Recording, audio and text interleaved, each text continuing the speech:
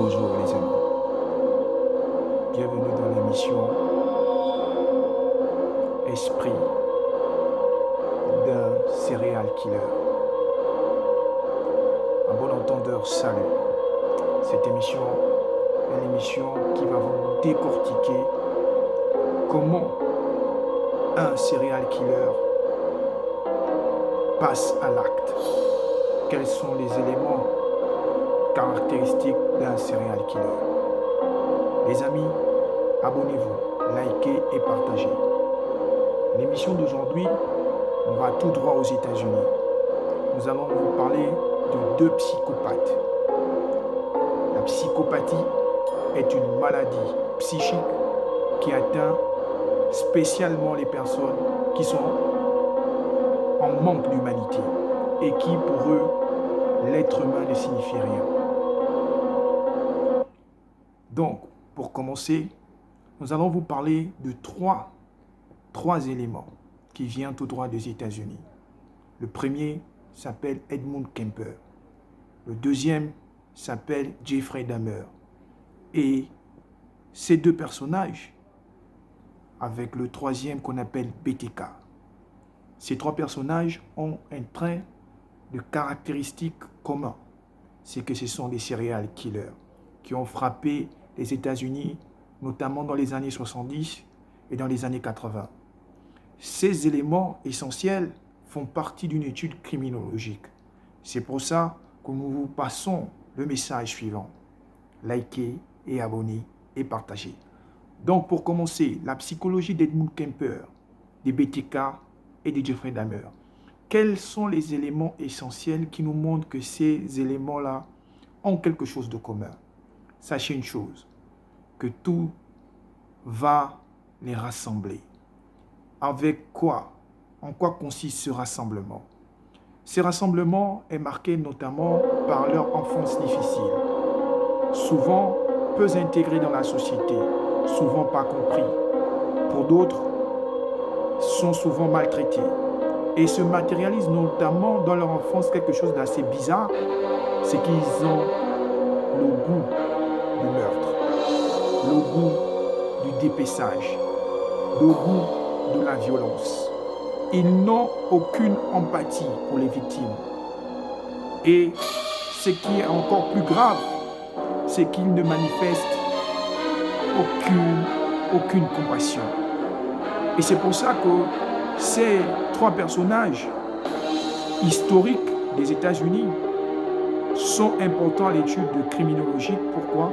Parce que nous allons identifier un trait caractéristique d'un psychopathe.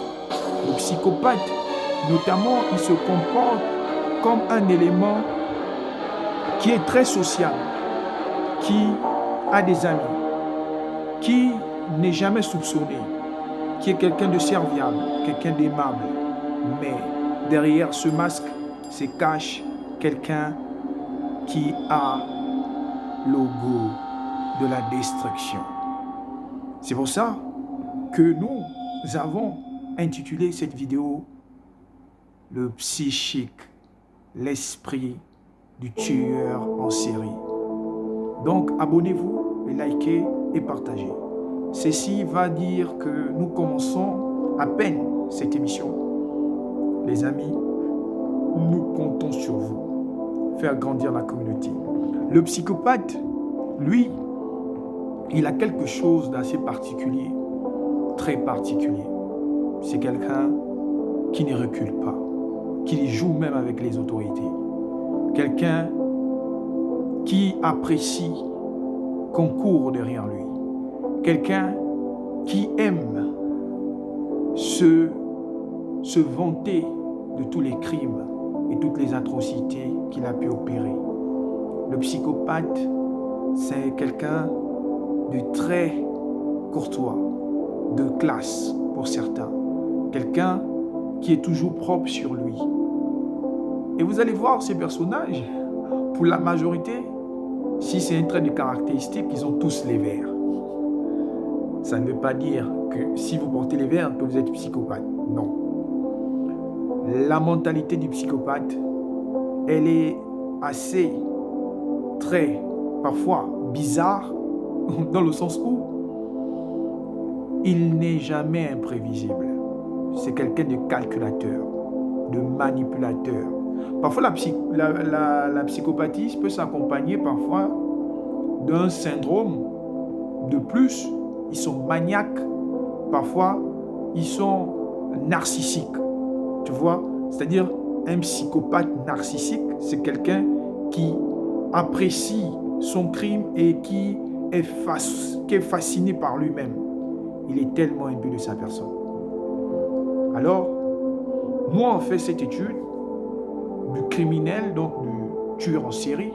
Pourquoi? Parce que c'est important de connaître en quoi consiste en fait la mentalité d'un serial killer. Et c'est pour ça qu'on rajoute la psychologie clinique et on rajoute aussi un effet assez domino, le psychiatre, le rôle du psychiatre. Le psychiatre est là pour étudier le psychique et pour facilement s'interroger sur quoi faisant ou le dire de la personne pour réinsérer cet individu, s'il peut être réinsérable ou pas. Parce que, sachez une chose, on ne peut pas rendre justice aux gens si on n'a pas les tenants et les aboutissants. Ça veut dire quoi? On ne peut pas condamner une personne seulement pour des crimes sans comprendre la personnalité du délinquant. Les amis, c'est sur ce point-là que prend fin cette vidéo. Merci de nous avoir regardés chez vous et nous vous lançons un défi pour de nouvelles émissions d'Esprit criminel. Ciao!